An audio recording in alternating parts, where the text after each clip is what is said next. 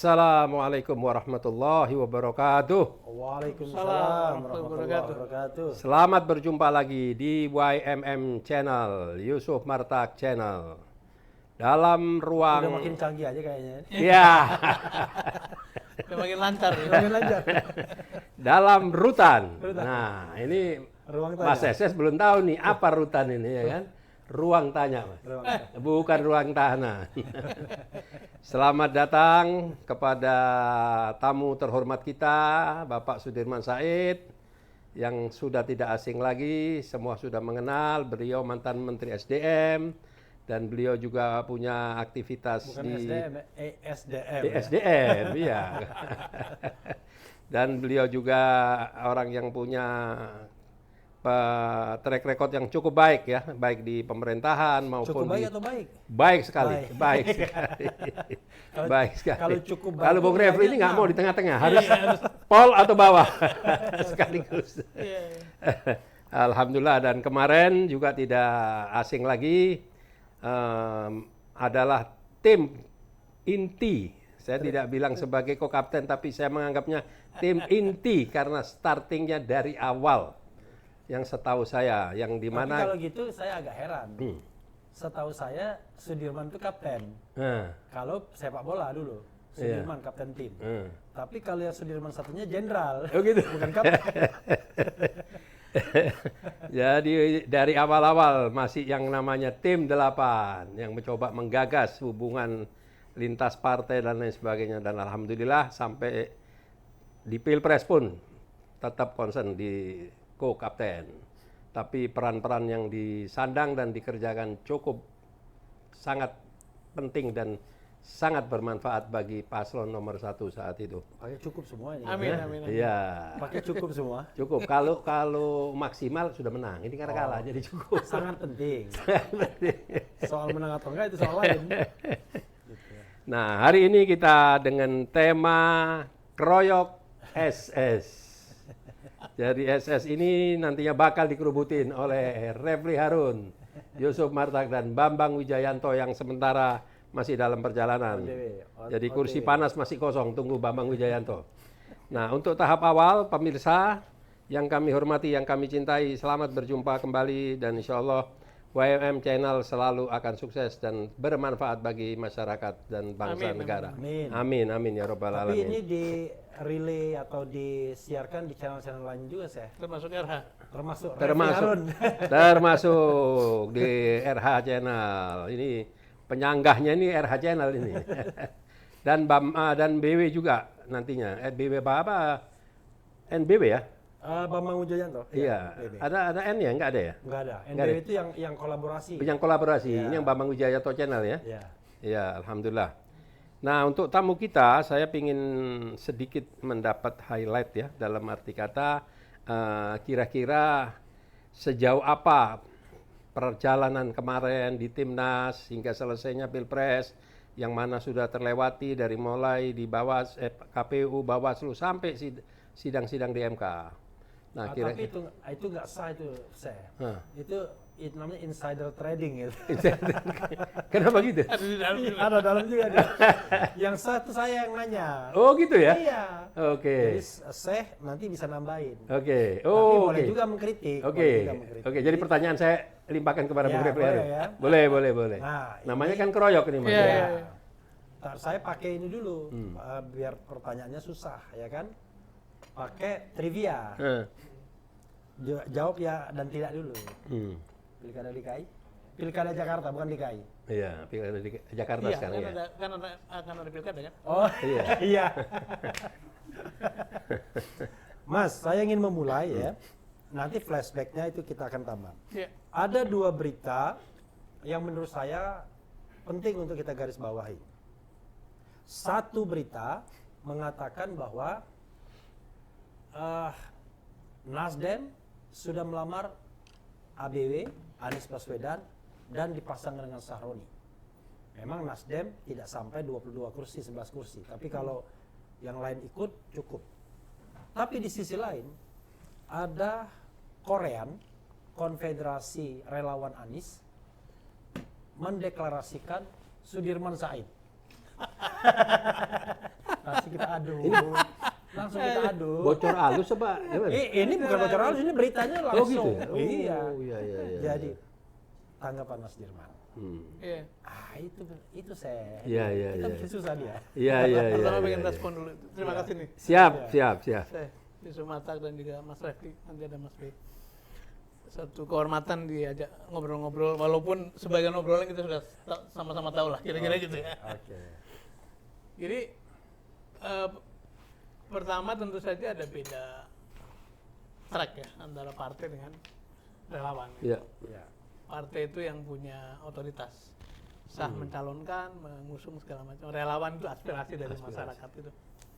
Saya tidak bisa berkomentar apapun terhadap apa yang disampaikan oleh teman-teman, tapi bagi saya itu satu bentuk aspirasi dari masyarakat yang kan makin baik kalau satu kompetisi itu diikuti oleh banyak calon gitu. Jadi, Oke. jadi itu sebagai satu pengisi ruang publik, saya kira sehat-sehat saja. Itu sikap saya begitu, dan apakah itu nanti akan kejadian apa enggak, banyak faktor yang mesti dilihat. Oke, menarik saya ini. Ini untuk DKI nih ya? DKI Eh, bukan dong. DKI. Langsung ke DKI. Bukan DKI apa tadi? DKI, Jakarta. Jakarta. Kan? Pilkada ya. Iya. Pilkada. Tapi Jakarta jangan salah, belum tentu calon yang mau dilantik itu mau tinggal di IKN, jangan Jakarta semua. Jakarta nanti. semua. Bisa jadi. Bisa jadi, karena di sini kenikmatannya kan, gitu. Saya menarik banget ya yang apa yang disampaikan, nanti saya perdalam tuh. Artinya, ya bagus lah, ya kan. Jawaban Mas Dirman tidak gombal, ya kan. Kalau gombal tuh wah, melipir macam-macam. Artinya beliau mengatakan itu sunatullah saja, ya. Soal aspirasi, soal partai politik, memang kartunya di partai politik. Tapi jangan lupa, kan ada calon independen juga. Walaupun nggak gampang ya, calon independen kan kalau dikumpulkan relawan. Oke, bukan itunya yang saya ingin perdalam. Yang ingin saya perdalam adalah sebuah fenomena sebelum Mas Dirman sendiri, ya. Sebuah fenomena yang saya baru bahas juga, Ini kita bicara Anies misalnya ya. Nggak apa-apa dong bicara Anies ya. Nggak alergi kan Mas Dirman? Nggak, kan. Nggak alergi ya. Asal domainnya domain publik lah. Oh, ini domain Pribadi. publik, domain publik. Jadi kita bicara Anies, kalau saya pribadi sebagai mantan relawannya, saya nggak bisa bilang lagi relawannya, tapi mantan relawannya, mantan tim hukumnya, saya berharap, saya seyakin-yakinnya bahwa kecurangan pemilu itu ada. Gentong babi itu segentong-gentongnya sebabi-babinya, kata Effendi Ghazali. Karena itu, saya tidak percaya dengan pemilu maupun pilkada bahwa pemilu dan pilkada akan ada yang namanya genuine election itu. Jadi kita bunuh diri aja Pilkada yang sebelumnya termasuk pilkada yang akan datang. ke depan. Oke. Ya. Nah, kita sebelumnya kita nggak usah bahas lagi. Maksudnya mulai 2024 ini Ke depan. sampai next, Oke. ya kan. Nah, saya tidak percaya. Karena itu saya pribadi menyayangkan kenapa masih mempertimbangkan untuk pilkada DKI. Kenapa tidak menjadi tokoh oposisi? Siapa Kenapa? nih? Anies. Oh, Anies. Iya. Oke. Karena kan yang diperbaiki dari negeri ini kan bukan hanya DKI. Memperbaiki DKI itu kan cuma memperbaiki jalan, kemacetan dan lain sebagainya. Tapi bukan sumber utama republik ini kan. Kalau kita bicara masalah utama republik ini kan adalah struktur kekuasaan, governance pemilu. Oke, terpilih menjadi gubernur DKI 5 tahun ke depan. Lalu berkompetisi di 2029. Tanpa Anda menggunakan cara Prabowo melipir kekuasaan dan kemudian mengikuti pattern-pattern yang sudah dicontohkan sejak 2014, Anda nggak mungkin akan memenangkan sebuah kompetisi. Masa itu yang kita mau pertahankan sebuah tradisi demokrasi yang menurut saya dari sisi moralitas cacat. Makanya saya berharap bahwa jadi pemimpin oposisi, kemudian suarakan perbaikan-perbaikan fundamental, maka insya Allah negara ini bisa berubah. Kalau kita pakai perspektif vertikal, soal hasil Allah Subhanahu wa Ta'ala yang memutuskan. Tapi pertanyaannya adalah kalau ikut kompetisi lokal, lalu siapa yang tertinggal nanti untuk memimpin pergerakan memperbaiki bangsa ini yang lebih Karena substantif, positioningnya fundamental? sudah di kancah Kancah nasional. Kalau Refli Harun masuk di situ kan diketawain doang. Iya. Ini Refli cuma omong-omong doang bisanya. Iya. Iya kan? Iya, Gitu. iya, bisa Ini diterima. beliau ini nggak mikir-mikir. Iya. Silakan dulu. Saya mau nambahin, tambahin dulu. Ini Seth. jawabannya, Tambahin dulu. Seth. jawabannya sangat gampang. Iya. Karena begini, Iya. pertama gini, kita juga harus fair. Kita Iya. tidak bisa mengatakan Jakarta tidak penting. Itu Iya. penting karena bagaimanapun jadi pusat perhatian Iya. tidak saja Indonesia tapi dunia ya. Iya. Tapi memang sejak awal Hmm. saya ingin memberi highlight pada pandangan Prof. Refli ini. Iya. Sejak awal kita tuh berharap orang seperti Anies bisa menjadi tidak sekedar capres, Hmm. tapi pemimpin alternatif. Iya, Hmm. setuju itu. Jadi kita sebetulnya pengen mendorong lahirnya pemimpin. Kalau Iya. kalau jadi capres, jadi presiden, jadi wapres itu sebetulnya kalau dalam Instrumental. nilai nominal saja gitu. Iya, instrumental. Intrinsiknya adalah Iya. pemimpin. Apa maknanya? Maknanya menang kalah itu dia tetap harus ada di dalam wilayah itu Iya. untuk memimpin pergerakan, menyebarkan ide-ide. Kan itu sebetulnya yang namanya pemimpin intrinsik. Iya. Jadi dengan atau tanpa jabatan. Iya, Pak. Kalau akuntan gitu pemimpin intrinsik ya. Jadi intrinsik itu nilai yang tidak nilai nominal. nilai Di luar nilai nominal. nyatanya. Nilai nyatanya Nilai intrinsik. sejatinya gitu. Ya, Jadi oke. pemimpin sejati yang Iya. dengan atau tanpa jabatan dia tetap menggelorakan perjuangan segala Iya. macam. Dan menurut saya Indonesia butuh itu. Iya. Iya. Yang berharap bahwa tadi kita sudah tahu menang kalah itu kan bisa dihitung dari dulu. Iya. Tapi harus ada orang yang mengambil peran itu. Iya. Karena itu saya tertarik pada satu pandangan tadi pagi beredar. Sebetulnya kalau ngomong pilkada itu, kalau Pak Anies punya pengaruh cukup luas, Iya. dia memfasilitasi calon-calon kepala daerah di semua tempat. Gitu. Itu sudah saya katakan secara langsung. Nah, rupanya beliau duluan ya. Karena dia harus jadi pemimpin nasional yang menggerakkan seluruh daerah Iya. dengan cara mengirim orang-orang terbaik Iya. menjadi pemimpin daerah di mana dia punya pengaruh besar. Iya. Misalnya mulai dari Aceh, mulai dari Sumbar, Iya. mulai dari provinsi Jawa yang tebal-tebal itu, Betul. DKI lah segala macam. Jadi memang kita butuh pemimpin intrinsik yang dengan atau tanpa jabatan dia tetap menggelorakan itu. Apakah kita bisa berharap pada Pak Anies, itu kan pertanyaan. Iya. Dan saya kira diskusi itu sudah lama sekali disampaikan kepada beliau sebetulnya. Iya, iya, iya. Berarti secara tidak langsung kita ini tidak dalam waktu yang bersamaan, tapi rasanya tiga-tiganya pernah nyampein. Saya baru teringat, Oke. pagi hari sebelum siang beliau berangkat menunaikan ibadah haji, Oke. saya pernah bertanya.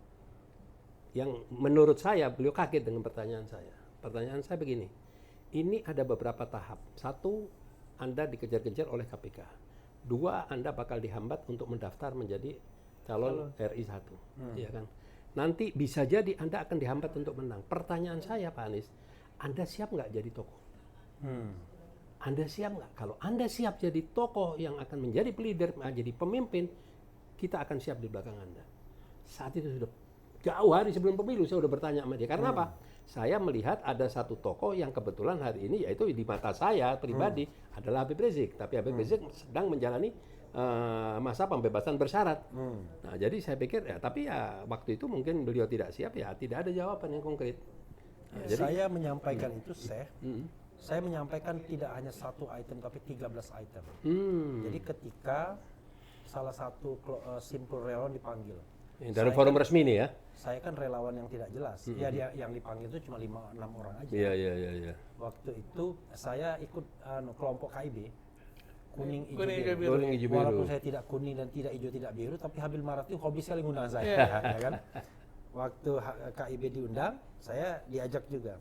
Saya sampaikan itu, saya soal nanti kita menghadapi pilkada akhir tahun dan yang terpilih di pilkada itu 2029 itu akan berpengaruh pada pemilihan pemilihan presiden, wakil presiden dan legislatif. Apa yang mau dilakukan? Karena itu sangat strategis. Dan yang kedua, gerbongnya apa? Apa gerbongnya adalah ormas? Bahkan saya bilang apakah gerbongnya partai politik? Partai baru ya. Karena kalau kita bicara tentang partai politik, sorry to say, belum ada partai politik yang memenuhi ekspektasi. Iya. Semua partai politik pragmatis. Bahkan PKS yang teman lagi di luar, kalau dia menerima kursi pemerintahan dan tidak mau beroposisi, putus hubungan dengan nyamuk saya. Udah diancam pekan lalu. Dengan hubungan dengan nyamuk. Bakal terang-terangan, saya pemilih Iya. PKS loh. Ya, nah, ya sama ya. Nah, tetapi persoalannya adalah kan ada tokoh yang mau naik kelas, tetapi mendaki jalan menanjak. Ada tokoh yang pengen jalan raya, yang barangkali kalau dilihat kecelakaan mungkin dia akan mampir, datang ke rumah sakit, tengok-tengok, ya kan? Tapi dia bukan menciptakan jalannya. Jalan raya itu sudah ada jalan tolnya. Artinya saya membayangkan kalau Anies maju, maka kan ada dua track, calon independen dan calon partai politik. Menurut saya Nasdem kan sudah menawarkan jalan untuk menjadi salah satu itu. Walaupun saya sebagai lawyer, mantan lawyer bukan lawyer ya, mantan lawyer, agak sedikit dongkol sebenarnya dengan Kenapa? partai pendukung ini. Oh ya, Kita lagi berjuang di MK, dia mengakui penghitungan suara. jangan-jangan. Tanggal 20 malam, 20 Maret, kan jam 1 malam, tanggal 21 Maret, jam 1 hanya beberapa jam setelah pengumuman, kita kan sudah mendaftarkan Betul, sengketa itu. betul. Tapi berapa jam sebelum kita mendaftarkan, kan ada partai pendukung yang sudah Sudah mengakui. mengucapkan selamat. Nah, Kan kita bilang gimana kita sedang berjuang, dia sudah mengucapkan selamat. sekarang mendukung untuk maju Pilkada Jakarta. Iya. Jangan-jangan ini menutupi kemarahan umat. Jangan-jangan. Seolah-olah kemarin Barter. udah ngambil langkah ya kan, tujuannya udah berhasil, sekarang seolah-olah mendukung Kemarin Anies. saya bertemu dengan salah satu aktivisnya. Dia mengakui kotel efeknya Jokowi. Loh, kok masih Jokowi juga yang diakui kotel efeknya kan? Oh ya, ada juga kotel efek Anies katanya. Jadi Tapi dilema ya. Saya mau Silakan. merespon begini. Jadi kan pertama Mas Anies ini bukan datang dari partai. Oke. Jadi ada entitas sendiri sebagai pribadinya capresnya. Iya, iya, iya. Entitas kedua adalah koalisi yang bertiga Ya. itu. Mereka yang bertiga kan. Yang entitas ketiga adalah partai masing-masing gitu. Jadi saya melihatnya lepas dari benar salahnya pilihan, masing-masing entitas kan punya pilihan. Oke. Nah, Anies sekarang sedang kelihatan mempertimbangkan mau bagaimana, mau ada yang bilang kemungkinan join kabinet segala macam, ada yang mengatakan begitu. Tapi saya sepakat bahwa sejak dulu kompetisi yang sehat itu ya yang menang diberi kesempatan memimpin pemerintahan, yang kalah di luar menjadi Di luar, penyeimbang, ya. supaya pemerintah yang menang tidak Ada sewenang-wenang. garis kejelasan ya. Betul. Ya. Nah, entitas koalisi sudah jelas bahwa Iya. mereka kelihatannya tidak akan bersama-sama Betul. menghadapi berbagai opsi nih. Betul. Masing-masing punya sikap. Nah, dalam hal tadi yang disebut sebagai Nasdem, itulah Iya. sikap mereka. Jadi Ya. ya kita memang tidak bisa maksa. Saya pada waktu dulu kan mewakili Pak Anies dalam komunitas itu. Jadi saya nggak bisa mengatakan tindakan Nasdem itu keliru, karena dia pasti punya pertimbangan, punya tantangan, punya masalah. Mas punya- Dirman tidak boleh karena Mas Dirman praktisi politik. Tapi kalau pengamat politik, Boleh. pengamat boleh. Boleh. Saya kan bicara berdasarkan moral dan etika serta Iya. ukuran-ukuran kan. Sebagai contoh misalnya orang oposisi, wah tidak ada oposisi dalam sistem pemerintahan presidensil. Anda kalau mau konsisten begitu, maka rekrutmen itu harus individual basis. Yang kedua, anggota DPR harus individual basis Individual juga basis. keberadaannya. Jadi, oke, kalau begitu Prabowo boleh mengambil semua menteri dari semua partai politik, tapi it doesn't mean dia membeli partai politik itu. Karena itu individual basis. Jadi siapa yang direkrut, maka dia putus hubungan dengan partai politiknya. Karena dia menjadi loyalis presiden, harus menjalankan visi dan misi presiden. Sebaliknya para anggota DPR mau dari partai apapun, dia jadi pengontrol dengan hak pengawasan, budgeting dan hak membuat undang-undangnya. legislatif. Nah, tapi kan itu kan tidak pernah kafah dilakukan di kita kan. Dulu ada siapa seniornya PDIP mengatakan, itu kan tergantung ketua-ketua umum partai katanya apapun. Artinya memasukkan orang ke kabinet itu adalah cara dalam tanda kutip membeli partai politik tersebut agar tidak lagi bersuara kritis di legislatif atau di society kan begitu. Karena itu kalau begitu caranya, berarti kita memasukkan elemen-elemen parlementer di dalam pemerintahan kita. Oke, kalau kita belah dua seperti parlementer. Ada yang di pemerintahan, go ahead. Ya, ada yang di luar pemerintahan. Ada yang di luar dong. Betul. Biar kemudian kita ada check and balances di dalam within political society ini kan. Lalu ada check and balances juga penguatan di civil society-nya. Nah, for the time being saat ini Anies bagian dari unsur sama kita semua kan? Iya. Civil society ya. Civil society, tapi Karena beliau bukan ini dari nggak tahu partai. masih Gerindra kan? Iya, saya pernah dicalonkan Gerindra, Iya. pernah pegang kartu anggota juga karena pernah dicalonkan. Tapi sekarang tidak lagi, not saya anymore. tidak aktif sebagai pengurus partai ya. Oke. Karena dulu kan jadi Sekjen Palang Merah Indonesia. Jadi saya memang apapun judulnya, saya berpendapat ya namanya pemerintah itu perlu alat kontrol. Iya. Karena seperti mobil itu, Iya, iya, mobil iya. itu kan speedometernya mesti jalan, Betul. pengukur ampernya mesti jalan, remnya mesti Servis jalan, berjangka lah. servis berjangka, terus Iya, ada iya. spion juga. Iya, itu, iya, iya, iya. itu alat kontrol. Kalau kemudian semuanya bergabung dengan pemerintah dalam artian kabinet, itu sangat berisiko untuk Iya. dan Dengan budaya politik kita bersih. betul, boleh dibilang sekarang ini kan akibat dari itu kan. Iya. Karena saya tetap menyampaikan dengan segala hormat bahwa Pak Prabowo menempuh jalan ini sampai pada kemenangan, tapi akibat pada tahun 2019 yang kita Iya, bersama-sama iya. dukung Pak Prabowo pindah, maka Pak Jokowi menjadi tidak punya kontrol. Iya. Dan ya sekarang kita Iya. merasakan semua akibat. Dampaknya, iya, Banyak betul. sekali kebijakan-kebijakan yang sebenarnya tidak sehat tapi tidak cukup Iya. kuat untuk mengoreksinya gitu. Tadi sebenarnya ada lagi Mas Dirman, satu tambahan juga saya ya. Bahwa kalau kita bicara tentang check and balances di kabinet dan di parlemen, itu kan sebenarnya tugas sehari-hari saja. Yang barangkali sangat elementer. Wah, bikin undang-undang kesehatan, ada yang ribut, ada yang enggak. Iya. Tapi arah bangsa ini perlu pemimpin-pemimpin tadi, perlu leader bukan dealer. Nah, bisa jadi tidak kita temukan di dalam formal leadership kepemimpinan yang formal.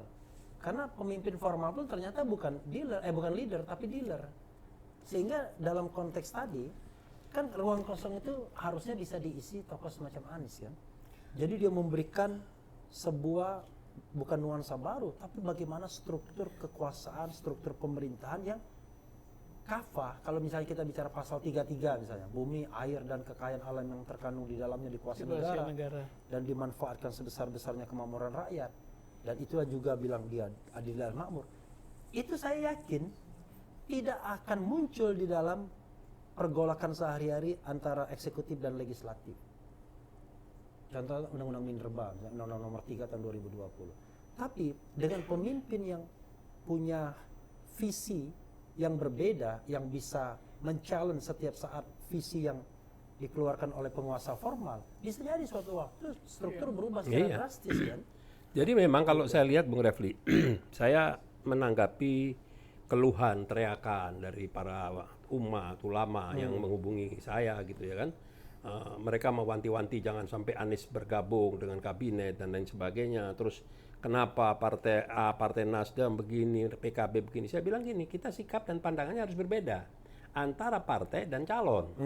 Kalau partai itu bebas-bebas saja karena dia memang tujuannya yaitu adalah masuk di dalam wilayah perpolitikan. Iya kan, memang partainya partai politik. Nah, tapi paslon ini yang berbeda.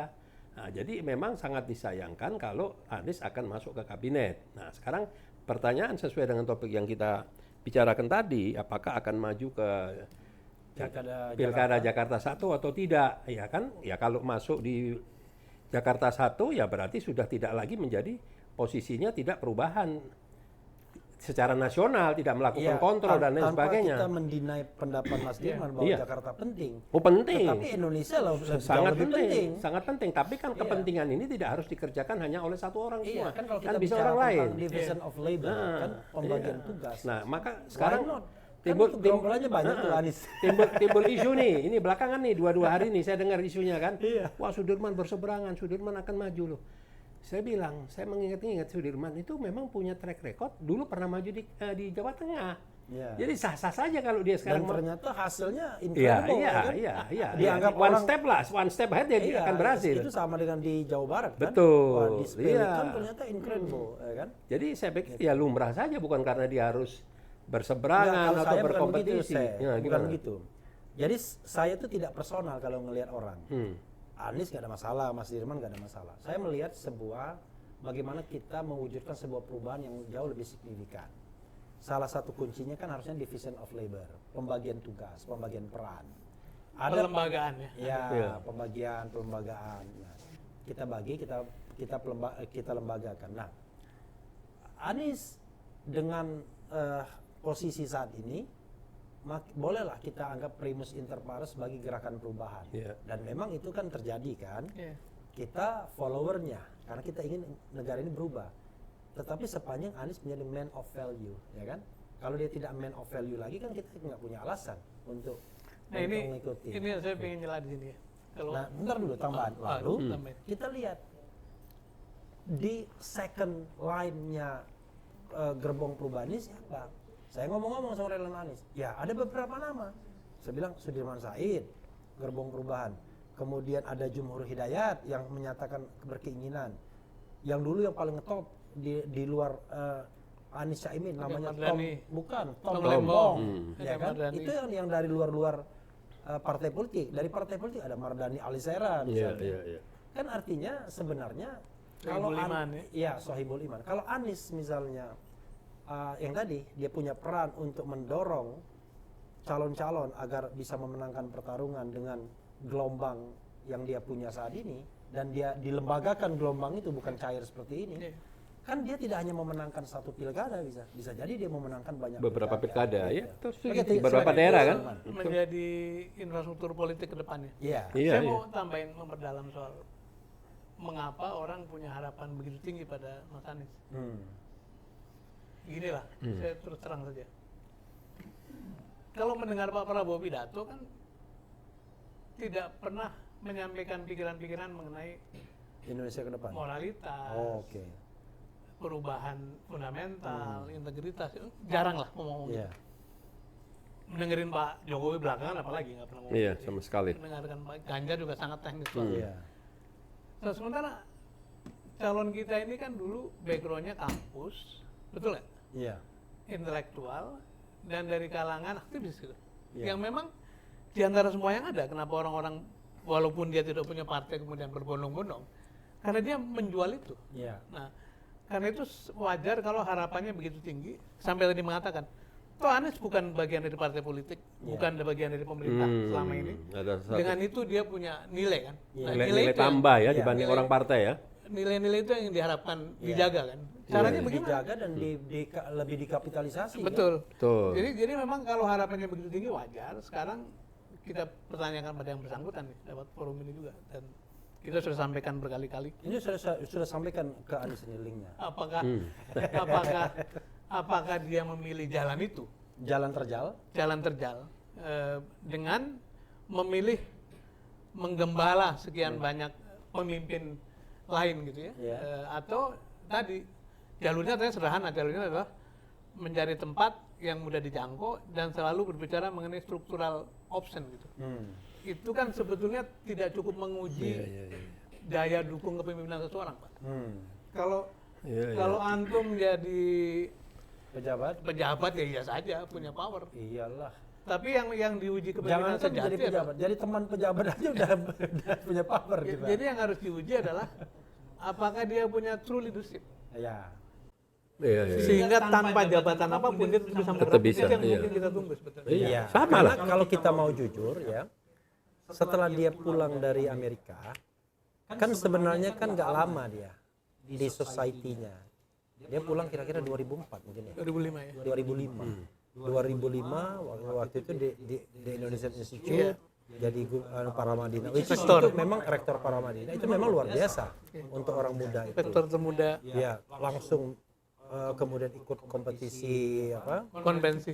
Demokrat ya konvensi, kemudian langsung kemudian menjadi Mendikbud dan menjadi gubernur DKI. Jadi sebenarnya tidak lama hidup di jalanannya, civil society-nya. Iya. Ujian pada Iya. true leadership-nya sebenarnya kurang lama. Kurang lama. Iya. Karena Kalau kuliah oke, tapi kan the true aktivisnya kan terbatas. aktivis kampus memang. Ya, tetapi kan tidak lama juga di kampus kan terbatas. Iya. Tetapi memang dia spending time untuk studi itu 6 tahun di Amerika. Hmm. Jadi dia baru balik setelah studi yang cukup lama, panjang, dan dia mendapati sebenarnya jalan kemewahan. Kualitas di atas rata-rata, penampilan di atas rata-rata, Ya, manner komunikasinya di atas, bagus. komunikasi di atas rata-rata. Betul, betul. Nah, Karena itu menurut saya dengan segala kelebihannya ini, persoalannya adalah dia menghadapi, kalau saya mau jujur, sistem yang busuk. Sistem yang busuk itu kadang-kadang ya memerlukan kita, ya udahlah kita gulung semua baju kita angkat semua. Nggak bisa lagi kita main seolah-olah everything is okay kan, gitu. Iya. Gitu. Jadi begini Bang Refli, kalau saya mendengar ini dari perbincangan ini ya, bagi Anies risiko pasti akan tinggi. Ya. Kenapa saya bilang risiko tinggi? Satu, apabila akan maju dan katakan dia akan berhasil menjadi Jakarta 1, dia akan terikat dengan birokrasi. Ya. Kedua, dia pasti under kontrol legislatif, DPRD. Jadi sudah bukan lagi dia melakukan perubahan dan lain sebagainya, tidak bisa mengembangkan seluruh program-program yang telah dilakukan waktu Pilpres 2024 dan yang akan datang. Dan saya tidak kebayang kalau sampai terjadi tidak berhasil kalah. Oke, Ini tamat, saya kita pikir. kesampingkan kalahnya. Tapi yang jadi masalah begini. Dia pasti terbelenggu, tidak bisa ngomong tentang Indonesia lagi. Iya pasti, terbatas. Karena dia punya tanggung jawab lokal. terbatas. Refli Harun bisa ngomong. Refli Harun akan lebih bebas dibandingkan Anies. Dia ketika dia ngomong tentang Indonesia dan lain sebagainya, orang bilang, Anda gubernur DKI, gubernur Jakarta. Dan sama dengan yang disampaikan di saat kampanye. Saya waktu itu tidak bisa melakukan apa-apa tentang reklamasi bla bla bla bla karena saya tidak punya kewenangan ada di pemerintah pusat. Sekarang saya balik lagi jadi gubernur. Ya makin mengamputasi sendiri kewenangannya. Iya. Itu resiko. Beda sama orang yang memang tidak di dalam garis itu gitu. Misal orang baru maju gubernur yang seperti dilakukan oleh Anies di 2017 itu sudah pas. Sudah itu ada satu hal, Mas Kirman. Kalau misalnya ya, Anda masih percaya yang namanya election ini akan berjalan normal atau success story 2017 itu akan bisa terulang? Karena dari saya terus terang ya, dari pengalaman 2024 ini saya mengatakan, saya kan mengamati pemilu dari sejak 2004 pemilihan presiden, ini yang paling brutal. Sangat brutal. Iya. Dan Kenapa ugal-ugalan. paling brutal? Sederhana. Bisa memenangkan orang yang bukan incumbent, bayangkan. Itu kan kuat banget. Kalau misalnya Anda incumbent, Anda menang, itu wajar. Ini bisa nyuruh orang bertanding dan bisa dimenangkan. Itu jauh lebih brutal, lebih luar biasa itu. Kalau saya lihat. Tapi omong-omong ini analisa demi analisa kita belum dapat salah satu sinyal nih dari Mas Sudirman Said ini. Sudah tadi. Apa tuh? Sudah. Berani maju. Oh iya, sudah kan. Makanya saya bilang division of labor tadi. Tapi sekali lagi kan kita di sini tidak dalam rangka untuk mempromosikan beliau. Enggak. Kan? Kita mencari objektivitas, ya kan? Dan tidak juga kemudian kita mendinai Anies, enggak. Kita bicara division of labor. Kalau ada jumhur, kita adu sama jumhur. Saya kira ya. Mana siapa yang berhasil? Teman kita, saudara kita. Ya. Tapi tadi yang saya khawatirkan, Anda percaya akan ada yang namanya genuine election itu? Kalau misalnya kekuasaan pengen, udahlah, tidak ada kelompok Anies yang menang. Bisa aja dipapat semua. Jadi gini, satu, saya ingin mengatakan bahwa ini urusan publik. Jadi maju tidak itu bukan karena agenda pribadi, itu harus clear gitu. Kalau keadaan menghendaki maju kita maju, kalau tidak memungkinkan kita mengerjakan yang lain. Iya. Tapi saya ingin mengulang. Bukan satu target utama ya. Ya bagus. Tapi saya ingin mengulang tadi. Jadi pemimpin itu menggerakkan karena dua aspek tuh. Satu kekuasaan. Satu lagi wibawa gitu. Kekuasaan itu datang dari pangkat, dari kedudukan, dari tanda tangan, dari bagi proyek, dari ngangkat orang segala macam. Ini kekuasaan. Catanya karena dia punya jabatan. Satu lagi wibawa. Wah, ini orang paling katrok sekalipun kalau ada ini kalau aja. Kalau dikasih kedudukan ya jalan. Yang kedua wibawa. Wibawa itu datang dari pengetahuan, dari visi, dari perbuatan baik, dari keluhuran track record, dari kebaikan segala macam. Ini inner beauty namanya. Ini melekat pada tiap orang yang tidak pernah lekang karena tidak ada kedudukan. Saya ingin Pak Anies mencari kesempatan terbaik untuk membangun yang ini. Oke. Karena ini jarang. Ini Oke. banyak orang Banyak, bisa. ini kan gampang. Gampang ya. Lu kejar gubernur, lu kejar bupati, lu kejar presiden, jadilah itu. Jadi iya. Tapi ini Semua orang bisa. Iya. Ini kesempatan baik bagi Pak Anies atau siapapun yang tidak punya kedudukan untuk ngetes. Seperti Antum ini kan tidak punya jabatan apa-apa, tapi pengaruhnya besar kan. Karena Jadi apa? di tangan ini ada namanya Hatta, ya kan? Syahrir, Soekarno, Syahrir, Iya. ya kan? Tan Malaka yang terjadi apa-apa, Agus Salim. Kalau yang di kiri? Di sini banyak. Ada Erlangga, Bahlil, Jokowi. ada Jokowi, ada siapa lagi Zulhas, gitu-gitu ya. Iya, karena dia tidak membangun dengan ideologi. Nah kita tidak Bisa ingin diingatkan. Pak Anies itu hanya diidentikan dengan yang sebelah sini. Iya. Iya. Saya kira kita sepakat dengan itu. Iya, sepakat. Apalagi. Setuju. Saya khawatir dia terjebak pada romantisme. Saya khawatir karena gini, saya lihat sangat tidak menarik baik itu atlet maupun politisi mengulangi apa yang sudah dia lakukan. Kan menjadi gubernur DKI itu jalan yang sudah dia lakukan. Selesai. It has been completed dan orang lain Tapi kan baru 5 tahun, kan boleh 2 periode. Dan ada satu lagi, tergantung siapa orang. Godaannya kan di technical itu. Tergantung siapa Kalau orang. sudah 3 periode saya nggak ngomong lagi godaan. Tergantung orang siapa di sekelilingnya juga, Bung. Iya, godaannya kan di situ. Artinya, ketika dia mencapai sesuatu, dia tidak mencapai apa-apa. Yang sangat mungkin adalah dia hanya mengulangi pekerjaannya, bisa kurang sedikit, bisa lebih. Tapi orang menganggap ya pekerjaannya sama. Saya dulu Jadi waktu sesuatu yang incredible. nyalon gubernur, Iya. saya berjanji mau 1 periode saja tuh saya. Oh gitu, kenapa Mas? Tanyakan itu. Kenapa gitu? Karena banyak orang yang bercita-cita memperpanjang periode, tapi periode pertama itu sibuk kampanye, sibuk ngumpul duit, sibuk bikin kesalahan. Jadi kalau sampai 2 periode memang resiko itu Iya.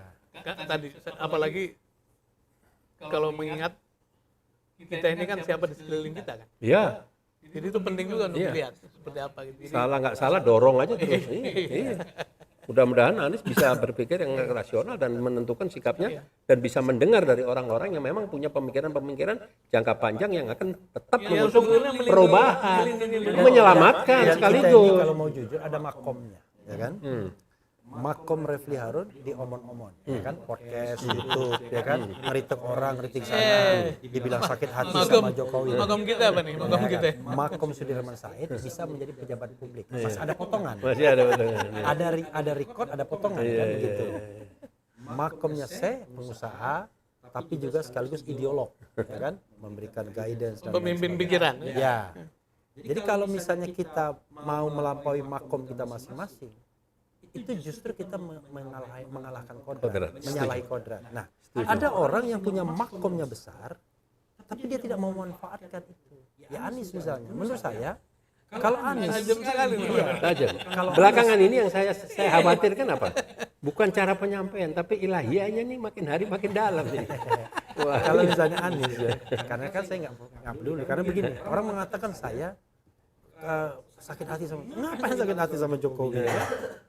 Tidak ada sakit hati, yang kita lihat tuh kita nilai itu adalah kita ingin bangsa ini lebih baik.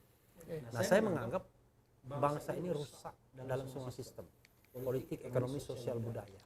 Walaupun menurut lembaga survei rating approval sampai masih 80%. kita bingung indikatornya apa? Jangan-jangan dia nggak pakai indikator? pakai survei.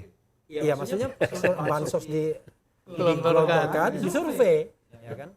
Nah, tidak banyak orang seperti Anies yang gifted, yang diberikan kemampuan luar biasa. Saya pernah suatu saat duduk-duduk waktu kuliah, saya bercanda, ente ini bisa jadi presiden, tapi sekarang nggak bisa, karena presiden bla bla bla. Saya nggak mau mengulangi karena ini nanti jadi sara, padahal itu main-main doang. Saya mengakui dia sudah menjadi calon pemimpin itu ketika masih mahasiswa. Dan saya tidak melihat di antara orang-orang lainnya. Bibitnya udah kelihatan ya. Bibitnya udah kelihatan. Kata orang yang kuliah di UGM itu 3 saja. 3 orang UGM. 2 atau 3 lupa saya. 1 tidak bisa pasang dasi. 3 tidak bisa pasang dasi anak UGM. Kedua tidak bisa nyetir mobil. Dan ketiga tidak bisa bahasa Inggris kalau orang desa kan kata. Anies tiga-tiganya punya. Nah, Anies tiga-tiganya lewat ketika dia mahasiswa. Artinya dia memang sudah luar biasa. Makanya saya selalu bercanda. Ini saya sama Anies ini kalau datang, ini walaupun satu generasi, saya kalah semuanya. Kalah cerdas, kalah populer, kalah pintar, kalah ganteng. Semuanya kalah. Nah, sayang sekali kalau ini tidak dimanfaatkan untuk menjalankan tugas profetik, tugas kenabian. Membawa bangsa ini dari kegelapan yang sangat Minat dulu mati ilan nur. Iya. Gitu. Saya jadi ingat tahun 2007 2008 ya. Ketika pertama kali sama kita juga menangkap, saya kan ketemu pertama kali 2005 dan waktu itu kan lagi Obama kan. Iya. Jadi kita lihat beliau ini bisa jadi Obama Indonesia. 2008 mulailah mikir-mikir soal track segala macam. Di ruangan meeting itu, saya ingat di Bandung di satu hotel. Ada beberapa teman yang sekarang juga menjadi bagian dari tim. Pertanyaan saya ini, kita ini mau menjadikan Anies presiden atau pemimpin? Kalau presiden itu hanya job saja, job title. Tapi pemimpin kan bisa banyak peran ya. Betul. Tidak harus jadi apapun, kalau memang dia punya kemampuan menggerakkan maka dia pemimpin. Dan itu yang menurut saya akan selalu pegang terus, mempertanyakan ini, bahwa kita ini Indonesia ini butuh pemimpin banyak. Presiden hanya satu memang, menteri hanya 34, tapi pemimpin begitu banyak diperlukan. Jadi kalau boleh sih bukan hanya Anies, tapi juga semua kawan-kawan ini terus mengisi peran-peran kepemimpinan dimanapun mereka berada. Jadi karena itu tidak pada tempatnya tadi orang yang sudah diberi makom begitu tinggi, kemudian hanya berpikir soal judul-judul jabatan itu. Apalagi dalam lingkup yang tidak makomnya dia kan, kan artinya jadi capres, jadi cagup itu kurang bagus. Jadi kita semua adalah pemimpin kan, sama Insya Allah sebagai tanggung jawab ya, bukan sebagai klaim. Tapi persoalannya adalah lingkup kita itu masing-masing. Nah, Anies diberikan lingkup yang gede banget, ya kan? Saya candaan saya, ini ada ibu-ibu kan, relawan-relawan ulang tahun Anies tanggal 7 Mei kemarin, 55 tahun usianya. Baru kemarin? Iya 75. 7 Mei. Saya tuh selalu ingat tanggal lahir orang, 7 Mei Anies, tapi tidak pernah mengucapkan selamat. Oh, karena nggak pernah ngucapin selamat ke bawah replika ulang tahun. Iya, 28 Oktober. Nah, itu tanggal pasti itu tidak apple to apple. Kalau saya ingat tanggal Anies ulang tahun, itu wajar. Dia ingat saya nggak wajar. Tapi parcel lebaran adalah sedikit. Nah, kita harus akui kan. Jangan-jangan sama parcel gitu. Iya, sama lah ya kan. Minimal adalah Ada. kan. Jadi 55 tahun usianya. Aduh, itu sesuatu yang menurut saya sangat luar biasa. Sudah sampai ke level seperti ini. Jadi level. Dan itu usia yang sangat matang untuk menjadi pemimpin. Either Anda punya jabatan atau tidak punya jabatan. Bayangkan. Jadi kesimpulannya, Anies tetap harus bersiap-siap maju 2009. Enggak, kalau saya enggak. Oh enggak? Kalau saya itu berpikir dia harus menjadi pemimpin. Selama dia selalu istiqomah dengan perubahan, dengan ide-ide baik tentang negara. Baik di pemerintahan atau tidak di pemerintahan. Oke. Nanti biarkan takdir yang akan membawa dia. Cuman sebagai manusia, orang harus bersiap berbaris. Nah, baris berbarisnya itu bisa jadi dia bentuk ormas, bentuk partai politik, ya kan? Jangan kemudian memang saya kalau nggak mobil kita jelek, pakai mobil orang yang bagus, memang kita nikmati. Ya kan? Itu pinjaman ya. Tapi tidak ikut memiliki. Tetap aja mobil orang kan. Begitu orang lain nendang kita kick, ya kan? Kick us out, selesailah. Pergi kau. Kau pakai mobil-mobil saya enak aja. Nah, saya sampai mengatakan begini. Di Indonesia ini ada tokoh-tokoh besar, baik karena dia besar kekuasaannya maupun besar usahanya, combine, atau dia senior, dan dia bisa jadi informal leader, Surya Paloh, ya kan? Atau yang paling senior, JK, kelahiran tahun 42, usia 8. Menjabat apapun kecuali palang merah di Indonesia, tapi pengaruhnya. Saya melihat dimanapun posisi dia tetap leadershipnya ada. Ya kan? Setuju. Kemudian ada lagi yang namanya SBY, nggak bisa kita deny dia. Megawati dulu, yang kelahiran 47. Mau dimanapun dia, ya dia Megawati. Suaranya didengar ya. Suaranya didengar. Tahun 49. Nah, ada dua lagi. Surya Paloh kelahiran 51 dan Prabowo kelahiran 51. Sekarang jadi presiden. Prabowo jadi presiden. Nah, ini kan tokoh-tokoh senior yang didengar orang kalau ngomong. Dan dia punya kekuasaan. Karena dia ketua umum partai politik, atau majelis tinggi partai politik, karena dia pengusaha dan lain sebagainya, atau dia mantan pejabat. Anies to some extent belum masuk level di sini. Karena Ya, karena dia belum kesempatannya belum datang. kesempatannya belum Oke. ada, dan dia kalau balik ke DKI turun dia. Iya. Nggak bisa masuk level dewa ini dia. Saya kira level beliau ini kan terbangun baru dari segi namanya position power seperti tadi. Iya. Dia punya pengaruh karena posisi. Tapi yang namanya personal, yang itu diterjemahkan dengan modal sosial kan, Iya. pikiran, kontribusi pada masyarakat, menggerakkan, kemampuan memberikan solusi pada berbagai macam itu. Ini kesempatannya sebetulnya. Iya. Ini adalah kesempatan bagi beliau untuk mengetes sejauh mana dia bisa ngembangin personal power. Yang itu akan awet mau dimanapun dia berada. Gitu. Iya, dan itu akan lebih dihormati orang ketimbang dia pakai kendaraan orang lain. Karena pemilik kendaraan yang bilang, kau pakai kendaraan saya, tolong bersihin. Selesai. Tolong Balikin. angkat kursi. Iya. Betul, setuju.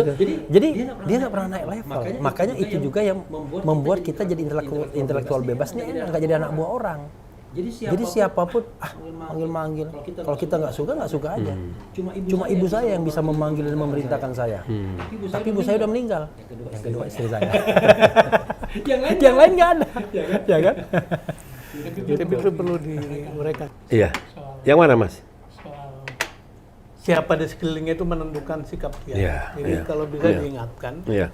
bahwa orang-orang seperti Bung Refli, seperti saya Yusuf itu betul-betul menjadi advisor dalam sikap tindak, bukan orang-orang yang ditengarai punya kepentingan pribadi yang akhirnya membuat dia terkungkung. Itu perlu Betul. Ya, kalau saya perlu dijembrengkan itu supaya saya agak terus terang itu begini ya. Saya ini kalau ngomongnya tanpa tedeng alih, insya Allah nggak punya agenda apa-apa. Gini, orang itu ya selalu nikmat kalau kita berada di seputar kekuasaan.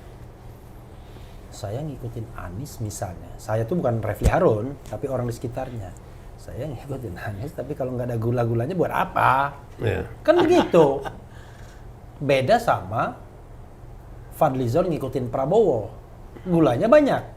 Oke? Kita kan frankly speaking. ya.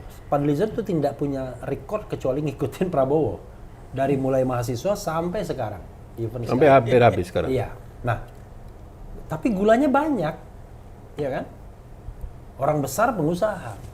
Karena itu kemudian moral hazardnya adalah, aduh, kalau nggak ada jabatan gimana ini hidup kita? Akhirnya orang-orang sekitarnya muncul moral hazard. Makanya kalau mau berpolitik seperti ini, harus kita selesai dengan problem-problem pribadi kita. Ya, setuju. Ya, Walaupun tidak kaya, tidak apa, tapi yang penting selesai dulu. Jadi, Bung Refli, filosofi hidup saya itu orang yang paling terdekat yang bisa kita percaya kata orang itu adalah cermin. Iya. Iya kan? Kalau saya malah cermin pun itu tidak bisa dijadikan patokan. Karena sejelek apapun orang kalau berkaca merasa dirinya tidak jelek. Iya. Yang bisa mengatakan dia jelek atau tidak jelek adalah orang yang di luar. Iya. Jadi kalau kita percaya orang dalam, berarti kita percaya cermin. Itu tidak menjamin. Nah, justru masukan atau berita-berita diingetin orang dari luar itu lebih jelas. Berarti ini permasalahan yang dialami sudah sampai menjadi berita di luar. Oke. Nah, kalau sampai sudah terlalu parah, baru mau dibenahi, udah susah. Gitu. Mas Dirman ya. Oke, kita jangan gosipin Anies terus. Iya. Karena di sini ada narasumber kita mau keroyok dia. Iya. Kita agak hindar sedikit tadi. Iya. Lalu apa peta jalan yang ditawarkan Mas Dirman? Saya tahu bahwa di dalam namanya kelompok itu selalu ada, ini mohon maaf ya, elit-elit yang kadang-kadang gesek sedikit boleh lah, ya kan? Senggol sedikit boleh, namanya dinamika. Tapi gesek sedikit nggak muncul lagi ada juga teman beliau. Iya. yang inisialnya DJ ya kan misalnya kan. Karena saya juga nggak pernah ketemu dia, nggak pernah lihat, nggak pernah bilang di mana orang itu. Oke. Bagaimanapun nggak bisa kita tidak bernegosiasi kalau kita mau masih dalam satu rumpun, yaitu rumpun ideologi, rumpun perubahan. Saya mengatakan saya itu nggak peduli sama Anies, as long as dia masih menjadi man of value, manusia yang punya nilai, maka saya akan terus mengapresiasi dia. Tapi begitu dia sudah bagian dari kabinet, nah Anda tidak lagi jadi man of value.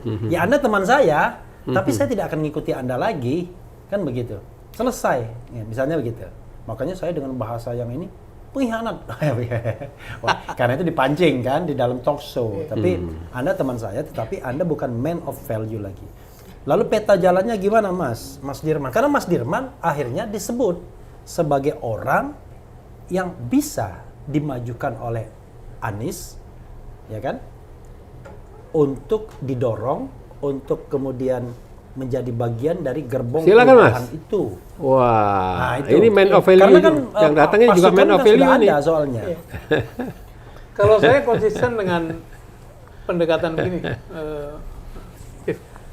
Assalamualaikum warahmatullahi wabarakatuh. Waalaikumsalam warahmatullahi wabarakatuh. Sudah hadir Bambang Wijoyanto. Bambang Wijoyanto. Teruskan. Kita boleh teruskan ya Mas? Iya. Tadi dibicarain tapi tidak jelek. Tidak jelek. Cuman suaranya kepelanan kalau ngomong kata. Jadi mesti keras nanti. Bukan terlalu lembut, bukan. Terlalu lembut. Terlalu lembut. Yang keras sudah di sebelah sini. Jadi yang membedakan pemimpin yang awet dengan yang tidak itu adalah orang-orang yang membangun kelembagaan. Oke. Institusional leadership namanya gitu. Oke. Artinya apa? Ya dia punya visi, punya pikiran jernih, punya pandangan jauh ke depan, punya kemampuan menggerakkan, bisa bagi resources segala macam. Tapi tidak mengandalkan dirinya sendiri, tapi mengandalkan tim gitu. Ya. Jadi kalau saya ditanya, karena akan jauh lebih efektif. Betul. Kan? Dan tadi bagi kerja segala macam banyak orang. Saya percaya pada itu. Karena itu saya tidak pernah berhenti mengingatkan bahwa kalau orang seperti Pak Anies atau siapapun di antara kita kepengen terus menyuarakan apa itu perubahan, apa itu agenda, harus punya lembaga. Apakah itu Anda punya RH channel lah, sekecil-kecilnya apapun ya artinya, sebagai organisasi. Minimal adalah 2 yang nonton kan, saya dan istri saya. Jadi itu yang barangkali orang menunggu sebetulnya. Pendekatan kelembagaan apa yang akan dilakukan oleh Anies Baswedan setelah tidak lagi duduk dalam posisi apapun. Dan saya katakan dari waktu ke waktu, sejak sebelum Pilpres, selama Pilpres sampai kemarin terakhir ketemu, saya mengatakan the only respon pada keadaan sekarang adalah you set institusi apapun itu. Nah, kalau pakai ibarat tadi, jangan selalu menggunakan lembaga orang.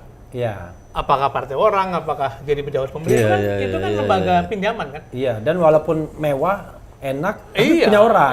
Dan itu sebetulnya agak toksik, agak beracun karena lagi populer nih toksik. Karena itu bukan agak toksik nih, ini agak LBP ini. Agak luhut. Jadi tidak merasa membiayai, tapi kemudian bisa memakai segala macam fasilitas kan. Begitu selesai bingung dia. Tapi kalau Anda bangun sendiri RH channel, channelnya Syekh Yusuf, channelnya Bambang, ya itulah kita punya ini. Saya punya LSM kecil-kecilan, ada kampus segala macam. Nah kita uji nih, apakah dalam keadaan tidak punya status bisa nggak bangun lembaga gitu? Kalau yang dibangun adalah kekerabatan personal, kelompok-kelompok yang hanya berpikir soal pribadi-pribadi, ya nggak akan kemana-mana. Betul. Dan saya takut dia terjebak kepada perilaku partai politik yang makin pragmatis. Misalnya begini, kita tahu bahwa sebenarnya kan partai pendukung ini yang punya pengalaman beroposisi dengan terjemahan berdiri di luar pemerintahan cuma PKS. PKB dan Nasdem itu tidak. Walaupun dia mencalonkan Anies kan de facto kan tidak pernah dia berada di luar pemerintahan sebagai oposisi. Karena itu kalau dia kembali kepada habitatnya, ya memang itu kelakuannya. Jadi kita mau apa? Makanya kemudian mereka bangga mengatakan, Surya Paloh misalnya mengatakan, kita bisa mencalonkan Anies tapi kita tetap tidak keluar dari pemerintahan Presiden Jokowi. Ya kan? Malah menjadi sebuah kebanggaan. Kalau kata orang Jawa Timur itu KKO, Mas. Kanan kiri oke.